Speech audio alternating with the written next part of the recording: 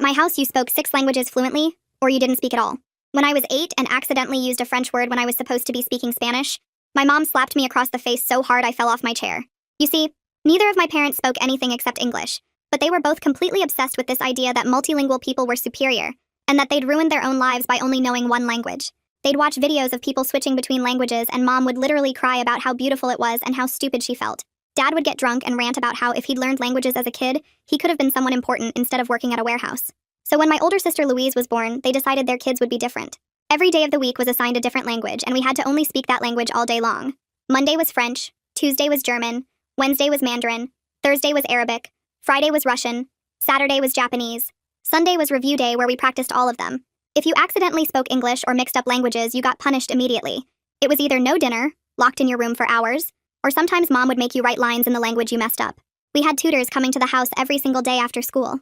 My parents couldn't understand anything the tutors were teaching us, but they'd sit there watching us like hawks to make sure we looked like we were learning. My brother Wyatt was 11 and already having panic attacks before his lessons because the tutors would report to our parents if we weren't progressing fast enough. Mom and dad would record us and send the videos to distant relatives and post them online like, "Look at our genius children." If anyone complimented our language skills, they would act like they'd personally accomplished something amazing, even though they couldn't understand a word we were saying. When I turned 13, mom and dad sat me down and told me I had exactly 2 years to become fluent in all 6 languages, or they were sending me to a boarding school in Europe that specialized in intensive language learning. They showed me the brochure and it looked like a prison. Kids in uniform sitting in silent classrooms with no phone calls home and no visits for the first year. Dad said, "We've already contacted them and they're expecting you unless you prove you can do this." I was already studying like 4 hours a day after school, and I was exhausted all the time. My grades in regular school were tanking because I was too tired to focus on anything except languages.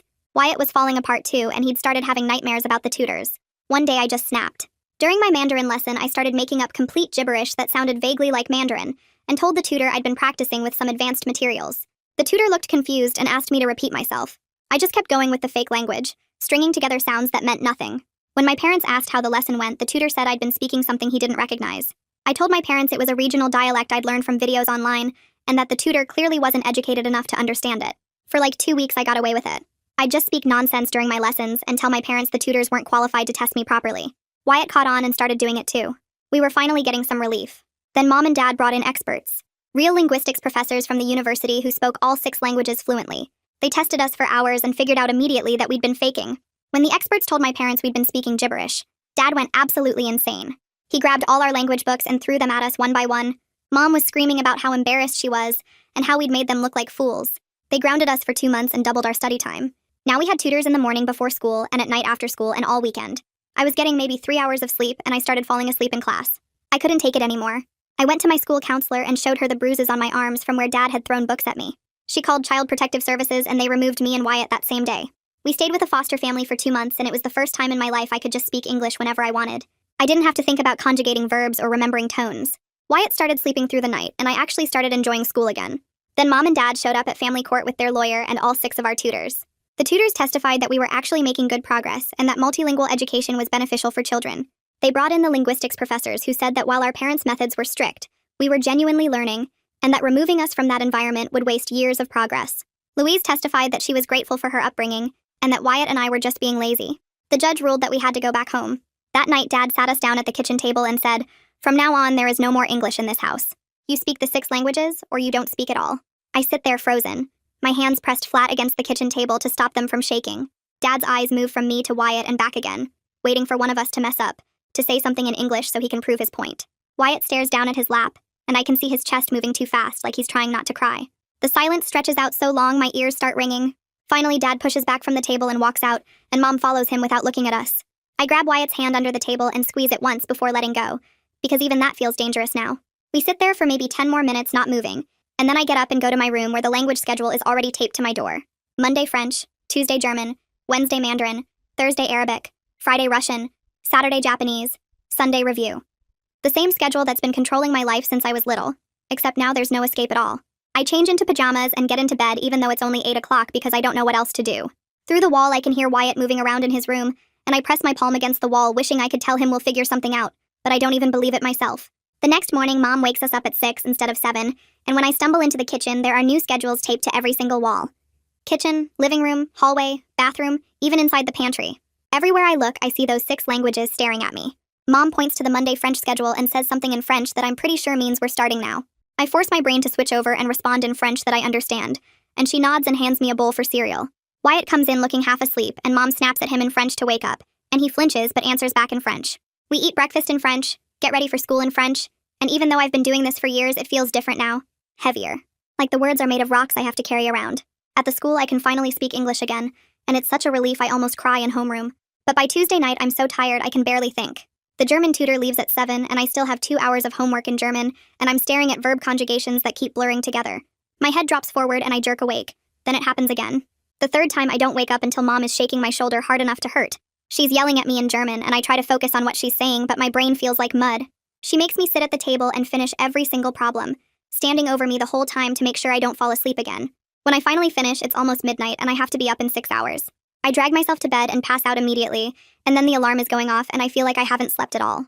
At the school the next day, I can barely keep my eyes open during math class, and my teacher asks if I'm feeling okay, but I just nod and try to sit up straighter. Wednesday night, I wait until everyone is asleep, and then I sneak into the kitchen where our backpacks hang by the door. My hands shake as I tear a tiny piece of paper from my notebook and write in English, "We'll get through this together." Just seeing English words that I chose to write, not because someone forced me, makes my throat tight. I fold the paper as small as it will go and slip it into the front pocket of Wyatt's backpack, then hurry back to my room before anyone catches me. Thursday morning is Arabic day, and I'm exhausted before breakfast even starts. We sit at the table conjugating Arabic verbs out loud while Mom watches us, and I see Wyatt's hand go to his backpack pocket. He pulls out the tiny folded paper and his eyes get wide. Mom is looking down at her phone so she doesn't notice when he reads it. For just a second, Wyatt looks at me and gives the smallest nod. So small I almost miss it. And then he goes back to reciting Arabic verb forms like, nothing happened. But that tiny connection, that moment where we acknowledged each other in our real language, feels like the only true thing in this whole nightmare. I want to cry and smile at the same time, but instead I just keep conjugating verbs in Arabic and pretend everything is normal. Friday afternoon at the school, I'm walking to my locker when I have to stop and lean against the wall because I'm so dizzy from being tired. Mrs. Sutherland, my school counselor, comes around the corner and sees me there. She walks over and asks if everything is okay at home, and I want to tell her everything. I want to explain about the language-only rule and the schedules on every wall, and how I'm getting maybe 4 hours of sleep a night, and how Mom made me stay up until midnight finishing homework. But I'm terrified that if I tell her, she'll call CPS again, and we'll go to court again, and the judge will send us back again, and next time it might be even worse. So I just say I'm having trouble sleeping lately, and she gives me this look that says she knows I'm not telling her the whole truth. She asks if I'm sure, and I nod and say I'm fine, and she tells me her door is always open if I need to talk. I thank her and walk away, even though everything in me is screaming to turn around and tell her the truth. That weekend during Sunday review, which means we're supposed to practice all 6 languages by switching between them, I'm so tired I forget which language I'm supposed to be using. Dad asks me a question in French, and I start to answer in French, but then I turn to Wyatt and whisper in English that I can't remember the word for something. It's barely a whisper, just a quick, quiet word, but Dad hears it. He stands up so fast his chair falls over backward, and I know I messed up bad. Before I can move, he grabs the thick Russian textbook off the table and throws it at me. The corner hits my shoulder hard, and pain shoots down my arm. I fall sideways out of my chair and land on the floor, and the pain is so sharp I have to bite my lip hard to keep from crying, because I know if I cry, it will make him angrier. Dad is standing over me yelling in English about how I broke the rule, and the irony that he's yelling at me in English for speaking English would be funny if I wasn't so scared. Mom comes in and starts yelling too, and Wyatt is pressed back in his chair looking terrified. I get up slowly, my shoulder throbbing, and Dad tells me to go to my room and don't come out until dinner. I go upstairs and sit on my bed and pull my shirt down to look at my shoulder. There's already a dark bruise forming where the book hit me. I stare at it and something shifts inside me. I can't keep living like this. I don't know what I'm going to do yet, but I know I have to do something, or I'm going to break completely. Monday morning, I'm back in French mode, my shoulder still aching under my shirt. During lunch, I go to the library instead of the cafeteria, and I find my science textbook in my locker. I open it up and look at the inside of the front cover where there's a pocket for papers. I take out a piece of notebook paper and start writing in English, and it feels like breathing after being underwater. I write the date, and then I write Dad threw a book at me yesterday, and it left a bruise on my shoulder. I write about the language-only rule, and about falling asleep during homework, and Mom making me stay up until midnight. I write about being so tired I can barely think. When I'm done, I fold the paper small and slide it into the textbook cover pocket where no one will find it. I decide I'm going to keep writing everything down. Every punishment, every time they hit us, or don't let us eat, or make us stay up too late. I don't know what I'll do with it yet, but at least I'll have proof. At least I'll have something written in my own language that they can't take away from me. The act of writing it makes me feel a little bit less powerless, like I'm holding on to a piece of myself even though they're trying to control everything else. The next Wednesday, I'm in my room after school trying to start my Mandarin homework when I hear Wyatt's door open. His Mandarin tutor Isabella is supposed to arrive in 10 minutes. I hear Wyatt go to the bathroom, and then I hear this sound that makes my stomach drop. He's breathing too fast, these quick, gasping breaths, and then he starts crying. I run into the hallway and find him sitting on the bathroom floor with his back against the wall, crying and hyperventilating. I drop down next to him and grab his hands, and I can feel them shaking. I start talking to him in English, whispering as quiet as I can because if our parents hear us, we're dead. I tell him to breathe with me, in for 4 counts and out for 4 counts, the way the foster mom taught us during the 2 months we were in foster care. Wyatt tries, but he can't slow his breathing down, and he keeps saying in English that he can't breathe. He can't do this anymore. I keep coaching him through the breathing exercises, counting out loud in the quietest whisper I can manage, and slowly his breathing starts to even out. His face is red and wet with tears and snot, and I use toilet paper to help him clean up. The doorbell rings, and I know that's Isabella arriving for his lesson, and Wyatt's eyes go wide with panic. I tell him it's okay. Just get through this one lesson, and I help him stand up, even though his legs are shaky. We go downstairs together, and Mom is already letting Isabella in, and I can see Wyatt is still trembling. Isabella sets up her materials at the dining room table like always, but when she looks at Wyatt, her expression changes. His eyes are still red and puffy, and his hands won't stop shaking. Mom and Dad are standing in the doorway watching the lesson like they always do, but I see Isabella glance at them and something shifts in her face. She starts the lesson in Mandarin, asking Wyatt simple questions, but she keeps looking at him with this concerned expression. Every few minutes, she glances toward the doorway where our parents are standing, and I can tell she's seeing something she doesn't like. Wyatt is trying to focus, but his voice keeps shaking when he answers her questions. Isabella writes something in her notebook, but I can tell it's not about Mandarin grammar. She keeps the lesson shorter than usual, only 45 minutes instead of an hour, and when she packs up her materials, she looks at Wyatt one more time with worry in her eyes. After she leaves, I wonder if she might actually help us, if she might be someone who would do something instead of just looking away like most adults do. But I don't let myself hope too much because hoping just makes it hurt worse when nothing changes. That weekend, Mom and Dad call Wyatt and me into the living room and tell us they have an announcement. Dad pulls out his laptop and shows us the router logs. All these pages of every website anyone in the house has visited. He says from now on, they're going to check these logs every single night to make sure we're only looking at language learning websites. Mom says they're also going to check our phones and tablets every night before bed to make sure we're not wasting time on anything that isn't helping us learn languages. I feel the walls of the house closing in on me. Every possible way to reach the outside world is being cut off. No secret emails, no looking up anything that might help us, no connection to anyone who might understand what we're going through. That night, I lie in bed and my chest feels tight, like I can't get enough air. I start breathing too fast and I realize I'm having the same kind of panic attack Wyatt had. I force myself to do the breathing exercises, counting in my head, and slowly the panic fades, but the fear doesn't. The house feels like a prison that keeps getting smaller, the walls moving in a little bit more every day. Monday morning, Isabella arrives for my Mandarin lesson, and I notice right away that something is different about her. Her hands are shaking a little bit when she sets out her books and papers, and she keeps glancing at me instead of starting the lesson right away. I'm wearing a short-sleeved shirt because it's warm out, and the bruise on my arm from where Dad threw the book is visible, faded to yellow-green now, but still obvious. Isabella stares at it for a long moment, and I see her swallow hard. Mom and Dad are in the doorway like always, watching us, and Isabella starts the lesson in Mandarin. But a few minutes later, Mom says something about needing to check on dinner, and she and Dad both step away from the doorway. The second they're gone, Isabella leans forward and asks very quietly in English if I'm okay. Her voice is so gentle and concerned that I feel tears start to build up behind my eyes. I want to tell her everything, but I'm terrified, so I just shake my head a tiny bit and look down at the table. She reaches across and touches my hand for just a second, and then Mom and Dad come back and she switches back to Mandarin like nothing happened. But that small moment of someone asking if I'm okay in English, someone seeing me as a real person instead of just a language learning project, makes me want to cry with relief and sadness at the same time. On Tuesday during lunch, I slip away from the cafeteria and head to the library instead of eating. My stomach feels tight, but I'm not hungry anyway. I find an empty computer in the back corner where nobody can see the screen from behind me, and I sit down and log into the school system. I create a new email account using a fake name that my parents won't recognize if they somehow find it. My hands shake a little as I type Missy Sutherland's school email address into the recipient field. I keep the message short and vague because I'm scared someone else might read it. I write that things at home have gotten worse with the language situation, and ask if we can talk privately sometime soon. I read it 3 times to make sure I haven't said anything too specific that could get me in trouble. Then I click send and watch the message disappear from the outbox. I open the browser history and delete every single entry from the past hour. I clear the cache and cookies too, just to be safe. Then I log out of the computer and wipe the keyboard with my sleeve like that will somehow erase any trace of what I just did. I walk back to the cafeteria and grab an apple from the lunch line even though there's only 10 minutes left in the period. The next day, I check my new email account during study hall, and there's a response from Ms. Sutherland. She says we can meet during my study hall on Thursday, and promises to keep everything we talk about private. Reading those words makes my chest feel less tight for the first time in days. But then I start worrying about what I'm going to say and how much I should tell her. I spend Wednesday and Thursday morning going over it in my head. I practice describing the daily language schedule and the way Mom and Dad punish us when we mess up.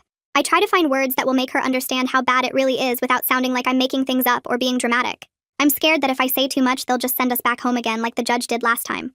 On Saturday morning, Dad asks to see my phone while we're eating breakfast. My whole body goes cold because I forgot to delete the email conversation with Miss Sutherland.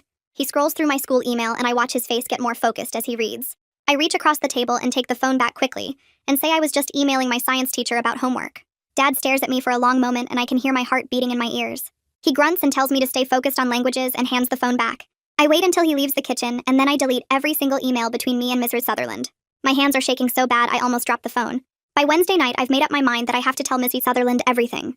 I lie in bed after my parents check that I'm asleep, and I whisper to myself about the schedule and the punishments and how tired I am all the time. I try to describe what it feels like to get hit with a book, or to go to bed hungry because I used the wrong language. I want to find the right words that will make an adult understand this isn't normal, and we need help. Thursday afternoon, I go to Miss Sutherland's office during study hall. She closes the door and asks me to sit down. I roll up my sleeves and show her the bruises on my arms from where Dad grabbed me last week. Then I turn around and lift up the back of my shirt to show her the bruise on my shoulder blade from where a textbook hit me. Her face goes really pale and she asks if she can take pictures. I nod and she uses her phone to photograph each bruise. Then I tell her about the language-only rule and how we can't speak English at all anymore. I describe how Dad throws books at us when we make mistakes, and how Mom makes us go without dinner. Mrs. Sutherland writes everything down in a notebook and her hand is shaking a little. When I finish talking, she looks right at me and says she's going to help us. She promises that this time will be different. I feel something crack open inside my chest and I have to blink really fast so I don't cry. Before I leave, Missy Sutherland opens a drawer and pulls out a small MP3 recorder. She says it's from the Lost and Found and nobody has claimed it in over a year. She shows me how to turn it on and how to hide it in my pocket so the microphone still works. She says if I can record what happens at home, it will help prove what I'm telling her is true. I put the recorder in my jeans pocket and practice walking around to make sure it doesn't show. It feels scary to have it, but also like I'm finally doing something real instead of just trying to survive. The next week, I fail my science quiz because I'm so tired I can barely remember what the questions are asking. I stare at the paper and try to focus, but the words just blur together. My teacher emails my parents that same day about my declining grades. That night, Dad explodes. He yells at me in English about how I'm wasting all the money they've spent on tutors, and how I'm throwing away my future. I notice he's breaking his own language rule by yelling at me in English, but I don't say anything because that would just make him angrier. He says if I can't do better in the school and with languages, then I'm worthless. On Wednesday, Mom announces a new rule. She hands me and Wyatt each a pair of earbuds and says we have to wear them all the time except during tutoring sessions and when we're sleeping. She's loaded them with language lesson recordings that play on a loop. I put them in and immediately hear a woman's voice speaking French vocabulary words. The voice doesn't stop. It just keeps going and going with words and grammar rules. I try to do my homework, but the constant stream of French in my ears makes it impossible to think. I start hiding in the bathroom just to pull the earbuds out for 60 seconds and hear silence. Thursday afternoon, I'm doing my homework in the kitchen when Wyatt has his Mandarin lesson with Isabella in the dining room. I can hear them through the doorway. Wyatt is reciting something in Chinese and then suddenly he just stops. I look up and see him staring at the wall with his mouth slightly open. He's not blinking or moving at all. Isabella leans forward and says his name, but he doesn't respond. She looks really worried and glances toward the hallway where Mom and Dad are standing and watching. Then she picks up her pen and writes something in her notebook, and I can tell it's not about Chinese grammar. She's writing about what she just saw. On Friday, Dad is yelling at us about our progress reports, and I remember the MP3 recorder in my pocket. I reach down and press the record button through the fabric. Dad's voice gets louder and meaner as he talks about sending us to that boarding school in Europe if we don't improve. He describes how we'll be there for a whole year with no phone calls home and no visits. His voice fills the kitchen, and I keep my hand near my pocket to make sure the recorder is still running. When he finally stops yelling, I wait until I'm alone, and then I stop the recording. The next day at the school, I go to the library and log into a cloud storage account I created. I upload the audio file with shaking hands. The progress bar moves slowly across the screen, and I keep looking over my shoulder to make sure nobody is watching. When the file finishes uploading, I feel like I've just done something that might actually matter this time. The next Wednesday, Mom and Dad call us into the living room after dinner, and Dad has this weird, excited look on his face that makes my stomach twist. He explains they've arranged for a special immersion weekend where one of our tutors will stay at the house the entire time to make sure we're only speaking our assigned languages even at night. Mom adds that we'll sleep in shifts so we can maximize our learning time, and my throat gets tight because that means there won't be any escape at all, not even when everyone else is asleep. I glance at Wyatt and watch all the color drain from his face until he looks almost gray, and his hands start shaking on the armrest of the couch. Dad keeps talking about how this will really push us to the next level, and Mom nods along like this is the most reasonable plan in the world. But all I can think about is how I won't even have my bed as a safe space anymore. That Saturday morning, the tutor arrives with an overnight bag and sets up camp in our dining room where he can monitor both of our study areas. The hours blur together with Russian vocabulary drills and grammar exercises, and I can feel my brain getting fuzzy from exhaustion. Around 3 in the afternoon, I hear Dad's voice getting louder from Wyatt's area, and I know my brother must have mixed something up. Dad is yelling about how Wyatt said an Arabic word when today is supposed to be Russian day, and his voice keeps rising until I hear something crash. Then there's a knock at the front door and everything goes quiet. I peek around the corner and see Mr. Park from next door standing on our porch looking concerned. Dad opens the door and his whole face changes like someone flipped a switch. Suddenly all smiles and friendly neighbor energy. Mr. Park asks if everything is okay because he heard shouting, and Dad laughs this fake laugh and explains we're just doing some intensive study sessions. You know how kids are. They need firm guidance to reach their potential. I watch Mr. Park's face and he looks uncertain, glancing past Dad toward where I'm standing in the hallway. But then he nods slowly and says something about keeping the noise down. Dad thanks him and closes the door, and my brief, stupid hope that someone would actually do something dies right there in my chest. The rest of the weekend drags on with the tutor watching our every move, and I barely sleep at all during my designated rest periods. By Monday morning back at the school, I feel like a zombie walking through the halls. During lunch, I hide in the computer lab and create an anonymous account on a teen support forum I found last week. My hands shake as I type out a post describing the language schedule without using any real names or details that could identify us. I write about the constant pressure and the punishments and the feeling of never being able to relax even for a second. Just getting the words out to people who might understand makes something loosen in my chest that's been tight for weeks. I check back during study hall and there are already 3 responses, and they all say basically the same thing: that this isn't normal, that parents shouldn't treat their kids this way, that I'm not crazy for thinking something is wrong. Reading those words from strangers who have no reason to lie to me feels like someone finally turned on a light in a dark room. On Wednesday, Missy Sutherland calls me to her office during my free period, and when I get there, she's smiling in a way that makes me think something good might be happening. She tells me she's been making some calls and she connected with a child advocate attorney who works with kids in difficult family situations. The attorney agreed to do an informal consultation about our case, and Missy Sutherland already sent her copies of the photos and some of my documentation. She explains that just because the previous CPS case got closed doesn't mean we can't report again, especially now that we have new evidence of ongoing problems. The attorney thinks we might have a stronger case this time with all the documentation I've been gathering, and suddenly I have an actual plan instead of just collecting evidence and hoping. Mrs. Sutherland gives me the attorney's contact information written on a sticky note, and I fold it up small and hide it in my phone case. By Thursday morning, I wake up with a slight fever and my head feels heavy and achy. I tell Mom I think I'm getting sick and ask if I can skip my Arabic tutoring session, but she just feels my forehead and says I'm fine, that I'm probably just tired from the immersion weekend. The tutor arrives at 4, and I sit at the kitchen table trying to focus on conjugations while my head pounds and my throat hurts. Every Arabic word feels like it's scraping against sandpaper, and I have to keep stopping to swallow. The tutor keeps glancing at me with this uncomfortable expression, but he doesn't say anything to my parents who are watching from the living room. I realize in that moment that most adults will just look away rather than get involved, even when they can see something isn't right. That weekend I'm feeling better physically, but the house is tense because Dad is in a bad mood about something at work. On Saturday afternoon during my Japanese lesson, I hear him start yelling at Wyatt in the other room about his Russian pronunciation from yesterday. I reach into my pocket and press record on my phone just as something crashes against the wall. Dad's voice gets louder and I can hear him threatening to send Wyatt to that boarding school in Europe if he doesn't start taking this seriously. There's the sound of another crash and I realize he's throwing things. When it finally goes quiet, I wait until I'm alone in my room that night and listen to the recording with my earbuds in. Hearing Dad's voice that angry and out of control makes me shake, but I save the file carefully because this is exactly the kind of evidence that might actually make a difference to people who have the power to help us. On Tuesday of week 8, I'm in math class when the intercom crackles and asks for Wyatt to report to the nurse's office. I spend the rest of the period worried about what happened, and at lunch I find out from a kid in his grade that Wyatt had some kind of panic attack during science.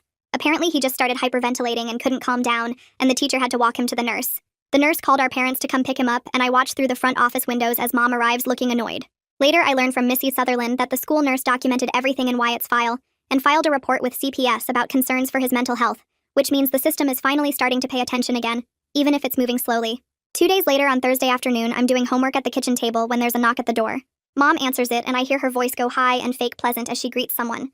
I look up and see a woman in business clothes with a CPS badge clipped to her belt, and my heart starts racing.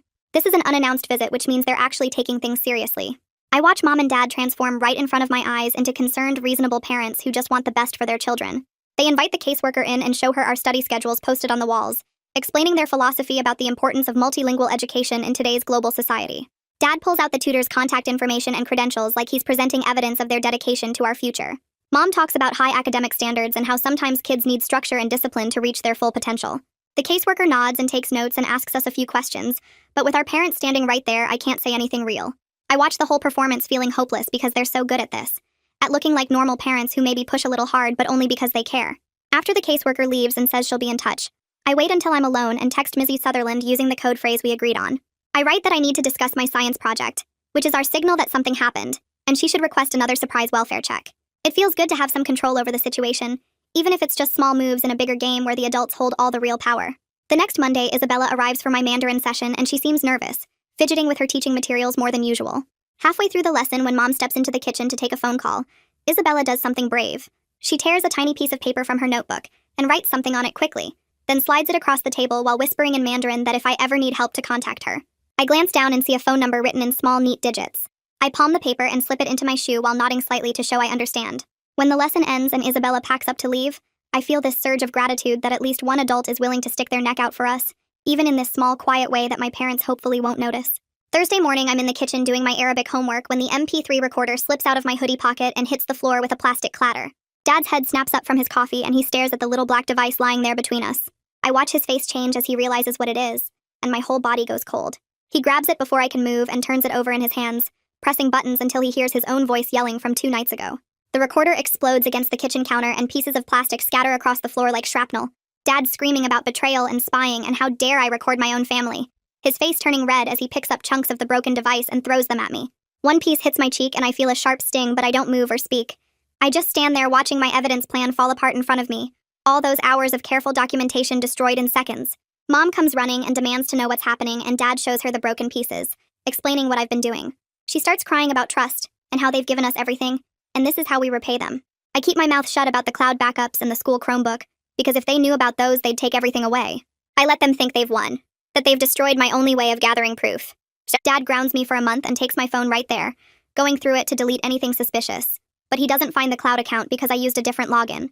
That night, I lie in bed thinking about all the recordings that are still safe online, all the evidence they don't know exists. By Friday, I've completely changed my strategy, and I'm using the school Chromebook during study hall to record conversations through its built-in microphone.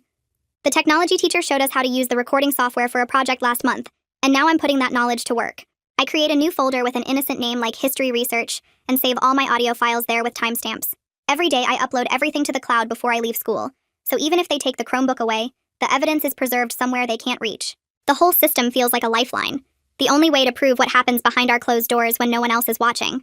I become really methodical about it, keeping a spreadsheet of what I've recorded and when, making sure I capture different types of incidents so there's a pattern. During lunch, I sit in the library and organize my files, creating a timeline of abuse that someone official might actually believe. The librarian asks what I'm working on, and I tell her it's a family history project, which isn't exactly a lie. I test the microphone quality and figure out how to reduce background noise so the voices come through clearly. It's like I'm building a case against my own parents, and the thought makes me feel guilty and powerful at the same time.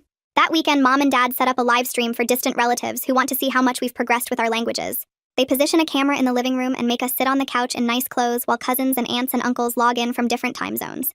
For 2 hours, we perform, switching between French and German and Mandarin on command, answering questions about grammar and pronunciation. I can see the viewer count climbing and Mom and Dad beaming like they've created something amazing. During a break when they think the camera is off, Mom pulls me aside and hisses in English that I used a French word during the Spanish section. Her hand comes up fast and connects with my face before I can react, the sound sharp in the quiet room. My cheek burns, and I blink back tears while she adjusts the camera and calls everyone back for more demonstrations. What I don't know until later is that one of my online forum friends is watching the live stream and catches the whole thing. She screen captures the moment with Mom's hand in motion, and my face twisted in pain, then another shot showing the red mark on my cheek. She sends me the images through a private message with a note saying she's sorry this is happening and asking if I'm safe. The evidence I didn't even plan for lands in my inbox like a gift, proof that someone outside our house witnessed what goes on here. On Monday morning before school, Wyatt corners me in the hallway and whispers that he's been thinking about running away. His eyes are red like he's been crying, and he tells me he can't take it anymore, that he'd rather live on the streets than spend another day in this house. I pull him into the bathroom and lock the door, trying to talk sense into him while keeping my voice down. I remind him we're only 11 and 13 with nowhere to go and no money, that we'd end up in way worse situations than we're in now. He argues that anything would be better than this, but I can see the fear behind his words, the desperation of a kid who just wants the pain to stop. I convince him to trust my plan to build enough evidence for CPS to remove us permanently this time, even though I'm not completely sure I believe it myself. I show him some of the screenshots and tell him about the audio files saved in the cloud, about the child advocate attorney who's reviewing everything. Wyatt's hands shake as he looks at the images on my phone, and I realize how much pressure I'm putting on him by asking him to hold on. I promise him that if the plan doesn't work in 2 more weeks, we'll figure something else out together. He nods slowly and wipes his eyes, and we leave the bathroom separately so no one gets suspicious. All day I watch him in the hallways between classes, making sure he doesn't bolt, praying he can hold it together just a little longer. That Wednesday, I lock myself in the bathroom after dinner and carefully photograph the bruises on my ribs from where Dad shoved me into the table edge the night before. I make sure the date and timestamp are visible in the corner of each image, taking multiple angles to show the full extent of the damage. The bruises are dark purple and yellow, spreading across my side in the exact shape of the table corner. I pull up my email on my phone and compose a message to the child advocate attorney through the secure address Miss Sutherland gave me. Writing out exactly how I got each injury makes me feel clinical and detached, like I'm reporting on someone else's life instead of my own. I describe the argument that led to the shove, the impact of my body against the wood, the pain that made it hard to breathe for the next hour. I attach all the photos and hit send before I can second-guess myself. The email disappears into the internet, and I sit on the bathroom floor wondering if anyone will actually do anything with this information, or if it'll just get filed away with all the other reports that didn't help us the first time.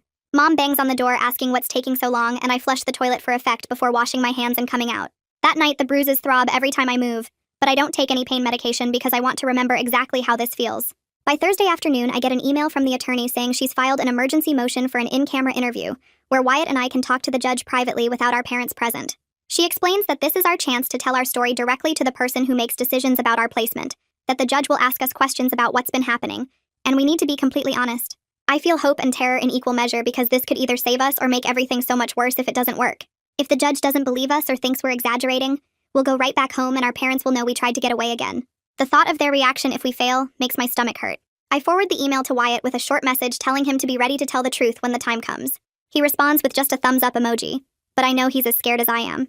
That night I can't sleep, running through everything I want to say to the judge, trying to find words that will make an adult understand how desperate our situation really is. Everything changes on Friday when Mom and Dad call us into the living room before breakfast and announce they're withdrawing us from the school to homeschool us. Dad explains that public school is interfering with our language education, and they've decided we'll learn better at home with full-time tutors. Mom adds that this way they can monitor our progress more closely and make sure we're not wasting time on subjects that don't matter. I realize immediately what's happening, that they somehow know something is going on, and they're trying to cut off our access to mandated reporters like Mr. Sutherland. Without school, we'll have no way to contact anyone outside the house, no opportunity to document what happens or send evidence to the attorney. We spend the whole weekend trapped inside with no phone access and no computer time except for supervised language practice.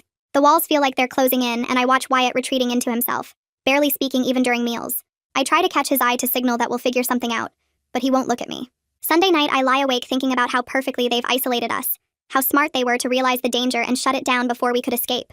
What I don't know is that Mrs. Sutherland files a new report with CPS on Monday morning, citing the suspicious timing of our sudden withdrawal from the school. She documents the pattern of our parents pulling us out right after the emergency motion was filed, noting that this appears to be retaliation and an attempt to prevent us from accessing help. She includes copies of all the evidence I've given her and requests an immediate welfare check. I have no way of knowing any of this is happening because I'm stuck at home with no contact with the outside world, but later I'll learn that she refused to let our case drop just because we disappeared from campus. She calls the attorney and they coordinate their efforts, building a case even without our direct involvement. Mrs. Sutherland tells the caseworker about the bruises she photographed, the audio recordings, the pattern of escalating abuse, and insists that our removal from the school is itself evidence of danger. The homeschool schedule is absolutely crushing, with tutors arriving at 8 in the morning and staying until 8 at night. Mom or Dad supervises every single moment, sitting in the room during lessons and watching us during breaks.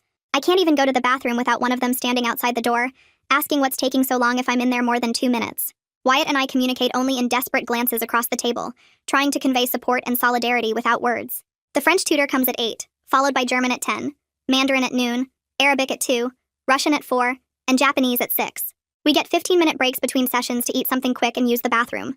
My brain feels like mush by the end of each day, unable to absorb any more vocabulary or grammar rules. At night, I collapse into bed too exhausted to even think about escape plans or evidence gathering. The isolation is complete and suffocating. Every hour accounted for. Every moment monitored. Late Tuesday night, I wake up at 2 in the morning and realize everyone else is asleep. I slip out of bed as quietly as possible and creep downstairs, avoiding the creaky spots on the stairs that I've memorized over the years. I unlock the back door and step into our backyard, the grass cold and wet under my bare feet. I pull out my phone, which I'd hidden in my pillowcase, and check for Wi-Fi signals. Our neighbor's network isn't password protected, and I connect immediately, my hands shaking as I open my email.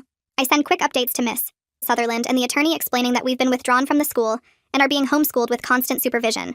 I tell them I have no way to gather more evidence or communicate regularly. I attach the screenshots from the live stream that my forum friend sent me. Sitting in the dark grass typing frantically before someone notices I'm gone, I feel like a spy in my own life, stealing moments of connection to the outside world.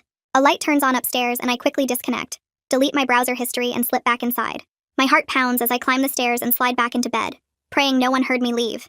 The phone goes back in its hiding spot, and I lie there in the dark, knowing that message might be my last contact with anyone who can help us. On Wednesday, I wait until everyone is at lunch and slip into the hallway bathroom with my phone. My hands shake as I open the camera app and switch it to video mode. I walk back to the dining room where the dent in the wall is still visible from where Dad threw that book at Wyatt last week. I grab a ruler from the kitchen drawer and hold it up next to the dent, making sure both are clearly in frame. I hit record and speak quietly but clearly into the phone. I say the date, the time, and explain what caused the damage. My voice sounds weird and formal like I'm giving a report, but I figure that's what you're supposed to do for evidence. The ruler shows the dent is about 3 inches deep and the paint is cracked around the edges. I film for maybe 30 seconds, then stop and watch it back to make sure everything is visible. The video feels like insurance, like proof that this is really happening and I'm not making it up or exaggerating. I upload it to the cloud account immediately and delete it from my phone just in case Dad checks my device again. My heart pounds the whole time I'm doing this because if they catch me gathering evidence like this, I don't know what they'll do. Thursday evening, I'm in the middle of my Russian lesson when I hear a car pull into the driveway. The tutor keeps going, but I can see Mom and Dad both get up and look out the window. Their faces change in a way that makes my stomach drop. Mom walks to the front door and I hear her voice go high and fake polite. Dad joins her and I catch the words police officers through the doorway. The tutor stops mid-sentence and we all just sit there frozen. A woman's voice asks if she can come in and speak with the children. That's the CPS caseworker from before. I recognize her tone. Mom says, of course, they're always happy to cooperate, but her hands are clenched into fists at her sides. Two police officers come in behind the caseworker and suddenly the whole energy of the house shifts. Dad can't hide his anger even though he's trying to smile. His jaw is tight and his voice has this edge to it. The caseworker asks to speak with Wyatt and me separately, and our parents immediately start objecting. They say we're in the middle of important lessons, that this is disruptive, that they weren't given proper notice. But the caseworker just looks at the police officers and one of them steps forward slightly. Dad's mouth snaps shut. Mom's fake smile gets even more stretched. The caseworker says it won't take long and asks us to come with her to the kitchen. I feel the power dynamic shifting slightly, like maybe this time they can't just perform their way out of it. During the interview, the caseworker sits across from us at the kitchen table while one officer stands by the door. She asks Wyatt how he's doing and he just stares at his hands for a long moment. Then he starts crying. Not quiet tears, but full sobbing that makes his whole body shake. He tells her about waking up every night from nightmares about the tutors. He describes the panic attacks before lessons where he can't breathe and feels like he's dying. He admits he's scared all the time now. Scared of making mistakes, scared of our parents, scared of the languages themselves. The caseworker listens without interrupting and writes notes in her folder. She asks if he's seen a doctor about the panic attacks and he shakes his head. She asks if our parents know how bad it's gotten and he says they just tell him to work harder. I watch my little brother finally tell the truth about how much he's suffering, and I feel proud of him, and heartbroken at the same time. The caseworker closes her folder and says she's recommending an immediate medical evaluation. She says a doctor needs to assess his mental health and that our parents will be required to take him within 48 hours. Wyatt looks at me with this mix of relief and terror on his face. Our parents are forced to take us to the pediatrician the next Monday. We sit in the waiting room and Mom keeps coaching us in whispered French about what to say if the doctor asks questions. Dad reads a magazine but his leg bounces up and down the whole time. When we finally get called back, the doctor examines Wyatt first while I wait outside with our parents. The appointment takes almost an hour. When Wyatt comes out, his eyes are red, but he looks calmer. Then it's my turn, and the doctor asks me questions about sleep, appetite, stress levels. She's nice but professional, taking notes on her computer. She doesn't directly accuse our parents of anything, but she documents everything carefully. At the end, she tells Mom and Dad that Wyatt shows elevated anxiety symptoms consistent with chronic stress. She recommends therapy and possibly medication if the symptoms continue. She notes it all in his chart with today's date. It's not enough to trigger immediate action, but it adds to the growing documentation of harm, another piece of evidence in the case we're building. On the drive home, Dad grips the steering wheel so hard his knuckles turn white. By Wednesday, the attorney has secured an appointment at the Child Advocacy Center for forensic interviews, scheduled for the following week. The caseworker calls to tell us and explains what will happen. Someone specially trained will talk to us about our home situation in a comfortable room with recording equipment. She says to just tell the truth and that the interview will be used to help the court understand what we're experiencing. After she hangs up, I spend days preparing myself mentally to tell everything to a stranger. I practice in my head what I'll say about the language schedule, the punishments, the fear that's constant now. I think about which recordings to play and which photos to show. Knowing this might be our last real chance to escape makes every moment feel heavy. Wyatt asks me what he should say, and I tell him just to be honest about the panic attacks and nightmares. At night, I lie in bed going over every detail I need to remember, every piece of evidence I've collected, every moment that proves this isn't normal. My mind won't shut off because I'm terrified of forgetting something important. Early Monday morning, before anyone else is awake, I sneak out of the house and walk to the school to retrieve a flash drive I'd hidden in my locker with copies of all my evidence. The sun is just coming up and the streets are empty and quiet. My breath makes clouds in the cold air. The walk takes about 20 minutes and the whole time I keep looking over my shoulder expecting to see Dad's car. The school building is locked, but I know which side entrance sometimes doesn't latch properly. I slip inside and the hallways are dark and echo with every step. My locker combination takes 3 tries because my hands are shaking. The flash drive is right where I left it, taped to the back panel behind my textbooks. I grab it and shove it deep in my pocket. Getting it feels like a small victory, like I've outsmarted them at least in this one small way. Dad has confiscated my bags and devices, but he doesn't know about this backup. On the walk home, I take a different route just in case, cutting through yards and side streets. I make it back inside and upstairs before anyone wakes up. The flash drive goes into a new hiding spot inside the lining of my winter coat that's hanging in the closet. Louise visits on Sunday and I hope she'll finally see what's really happening. She arrives around noon and brings groceries like she's trying to be helpful. Mom and Dad are all smiles and gratitude, playing the role of reasonable parents with a successful adult daughter. We sit in the living room and Louise asks how our studies are going. I want to tell her everything, but Wyatt shoots me a warning look. Instead, I say it's fine and she seems satisfied with that. Then she launches into this speech about how grateful she is for her upbringing. She talks about how the language skills have helped her career and made her stand out in job interviews. She says Mom and Dad pushed her hard, but it made her stronger and more disciplined. She looks right at me and Wyatt and tells us we're ungrateful for not appreciating what they're trying to do for us. I feel something break inside my chest. She admits she felt the same pressure growing up, that there were times she wanted to quit, but she pushed through and now she's glad she did. I realize she's so deep in denial about her own trauma that she can't acknowledge ours. She's convinced herself that the fear and exhaustion and punishment were worth it, and admitting we're suffering would mean admitting she suffered too. After she leaves, I go to my room and cry. The forensic interview on Wednesday is terrifying and relieving at the same time. The Child Advocacy Center doesn't look scary from the outside, just a regular building with a small waiting area. A woman introduces herself as the interviewer and leads Wyatt and me to separate rooms. Mine has comfortable chairs and soft lighting and toys on shelves, even though I'm too old for toys. The interviewer sits across from me and explains that everything is being recorded, but it's just for the court, not for my parents to see. She asks me to tell her about my home life, and I start with the language schedule. I explain Monday through Sunday, the different languages, the punishments for mistakes. She doesn't interrupt or look shocked, just nods and asks gentle questions. She wants to know specifics about the punishments, so I describe the slapping, the thrown books, the bruises. I show her photos on the flash drive. Then I tell her about the recordings I've made and she asks if I can play some. I choose the one where Dad is threatening us about the boarding school. His voice fills the room, angry and mean, and when it ends, she just nods like she understands exactly how serious this is. We talk for almost 2 hours. She asks about school, friends, sleep, food, everything. By the end, I feel wrung out, but also lighter somehow, like I finally told someone who actually listened. 2 days later, Isabella submits a formal affidavit to CPS detailing the directives she received from our parents and her concerns about our welfare. I don't know this is happening until the caseworker mentions it during a phone call. She says the tutor provided a detailed statement about what she observed during her time in our home. Reading her statement later through the attorney, I learned she documented Wyatt's panic attacks during lessons, the visible injuries she saw on both of us, and the extreme pressure we were under. She wrote about how our parents monitored every session but couldn't understand what was being taught. She described the fear she saw in our faces and the way we flinched when our parents entered the room. She noted that the language instruction was far beyond age-appropriate levels, and that the schedule allowed no time for normal childhood activities.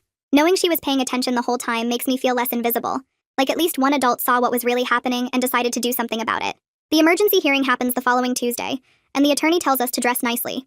We sit in a courtroom that's smaller than I expected, just the judge and some lawyers and a court reporter. The judge reviews all the evidence, including the recordings, photos, medical documentation, and witness statements. She listens to parts of the audio files through headphones, and her face stays neutral, but her eyebrows go up at certain points. She reads Isabella's affidavit and the pediatrician's notes. She asks the caseworker questions about the home visits and the sudden withdrawal from the school. Our parents sit with their lawyer looking tense and angry. When the judge finally speaks, she says she's ordering a safety plan. Our parents have to re-enroll us in the school immediately, attend parenting classes twice a week, and submit to unannounced home visits from CPS. She says any violation of the plan will result in immediate removal. She also orders that we continue therapy and that the language tutoring schedule must be reduced to no more than 1 hour per day total. It's not removal, and part of me is disappointed, but it's more protection than we had before. Mom and Dad have to sign the plan right there in front of the judge.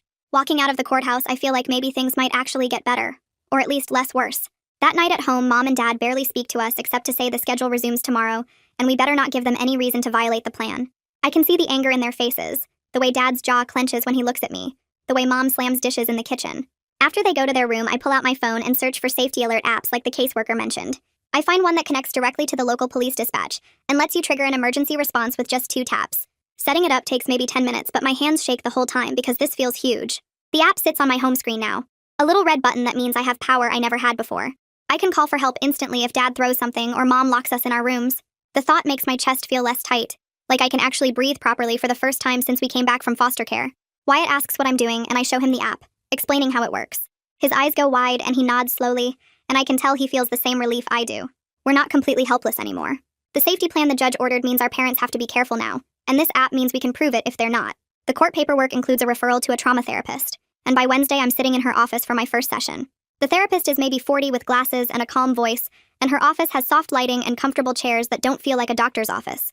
She asks me to tell her about what's been happening, and I give her the short version about the languages and the punishments and the removal, and having to go back. She listens without interrupting, and when I'm done, she explains that what I'm experiencing is a normal response to ongoing stress and fear. She teaches me this grounding exercise where you name 5 things you can see, 4 things you can touch, 3 things you can hear, 2 things you can feel, can smell, and 1 thing you can taste. We practice it together, and by the end, I feel more present in my body instead of floating somewhere above it. She says my racing heart and trouble sleeping and constant anxiety aren't signs that I'm broken or weak. They're my body trying to protect me from danger that's actually real. Hearing that helps somehow. Like maybe I'm not as messed up as I thought. Maybe if I get away from the danger, my body will calm down eventually. She gives me a worksheet with more exercises to practice at home, and we schedule another session for next week. Everything falls apart the following Saturday during Wyatt's morning tutoring session. I'm in my room doing homework when I hear Dad's voice getting louder downstairs, that particular tone that means he's about to lose control. I grab my phone and open the safety alert app just in case, then creep to the top of the stairs to listen. Dad is yelling at Wyatt for messing up a grammar structure in Mandarin, saying he's not trying hard enough and wasting everyone's time. The tutor tries to calm him down, but Dad ignores her. Then I hear the sound of something hitting the wall and Wyatt crying out. I don't even think. Just hit the emergency button on my phone twice like the app showed me. A message pops up saying police have been notified and my location has been sent. I run downstairs and find Wyatt on the floor holding his arm, and Dad standing over him with a textbook in his hand. The tutor looks shocked and scared. Mom comes running from the kitchen asking what happened. I step between Dad and Wyatt and tell him I called the police and they're coming right now. Dad's face goes from red to pale in about 2 seconds. He starts saying it was an accident and Wyatt is fine and I need to call them back and cancel. I don't move. Wyatt is still crying and I can see a red mark forming on his shoulder where the book hit him. The tutor quietly packs up her materials and says she needs to leave. Mom begs her to stay and explain that this was just a misunderstanding, but the tutor walks out without looking back. We wait in horrible silence for maybe 15 minutes until 2 police officers knock on the door.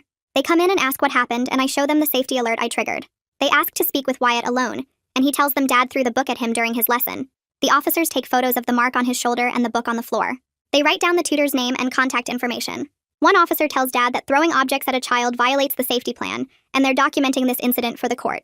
Dad tries to argue that it barely touched Wyatt and he was just frustrated, but the officer cuts him off and says the judge will decide what happens next.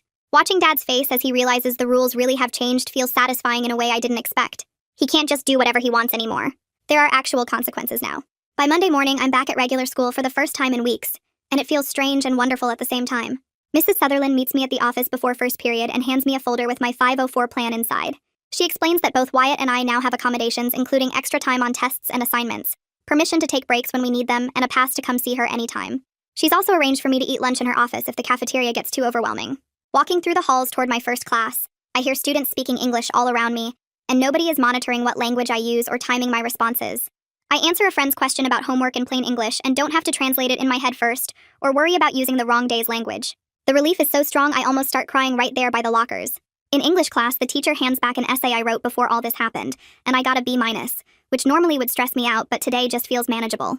During lunch, I sit with some kids from my science class and they ask where I've been, and I give a vague answer about family stuff. Nobody pushes for details.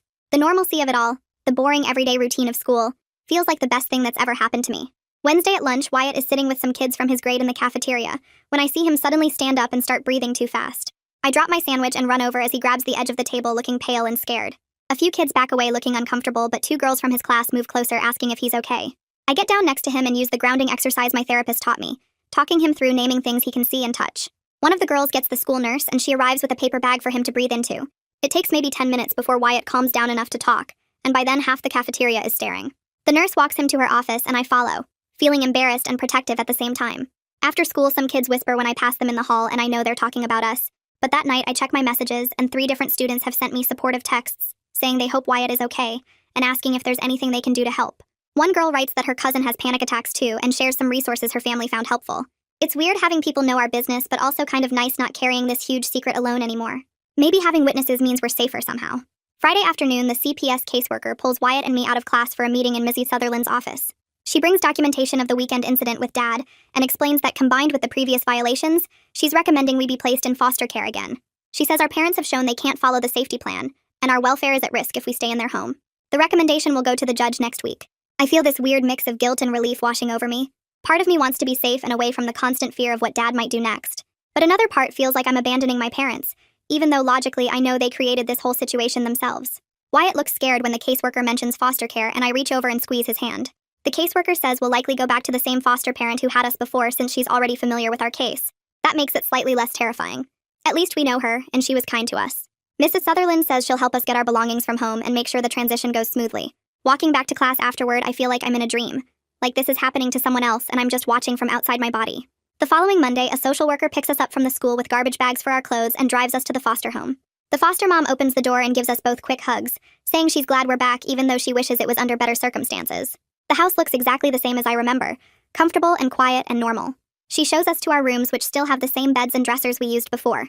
Dinner is spaghetti and she doesn't ask us to speak anything except English, doesn't quiz us on vocabulary or grammar, doesn't monitor what we say. We just eat and talk about regular stuff like school and homework and what we want to watch on TV later. The absence of pressure feels so big I don't know what to do with all the empty space in my head where stress used to live. After dinner, I help load the dishwasher and the foster mom thanks me, but doesn't make it into some big lesson or test. It's just a normal household chore. That night, lying in bed, I listen to the quiet house and realize I'm not scared about what tomorrow will bring. Nobody is going to burst in and start yelling about languages or throw things or lock me in this room. I'm just going to wake up and go to the school and come back here and do homework and sleep. The simplicity of it feels almost too good to be true. 2 weeks later, we're back in family court, and the judge reviews all the recent documentation, including the weekend incident, and the tutor's statement, and the police report. She extends our foster placement for at least 6 months, and orders our parents to complete parenting classes and anger management counseling before they can even have supervised visits with us. The judge says in a stern voice that the safety plan was their opportunity to demonstrate they could parent appropriately, and they failed that test. Mom cries in the courtroom, and Dad sits there looking angry and defeated. Louise is there too, and she glares at me like this is all my fault, but I don't look away. The judge's ruling feels like someone in authority finally validating that what happened to us was real and wrong, not just us being difficult kids who didn't appreciate our parents' efforts. Walking out of the courthouse afterward, I feel lighter somehow, like a weight I've been carrying for years just lifted off my shoulders. The caseworker says we'll have check-ins every month and therapy will continue, but for now we're safe where we are. In my new school, I decide to take Spanish as an elective because I actually want to learn it now that nobody is forcing me.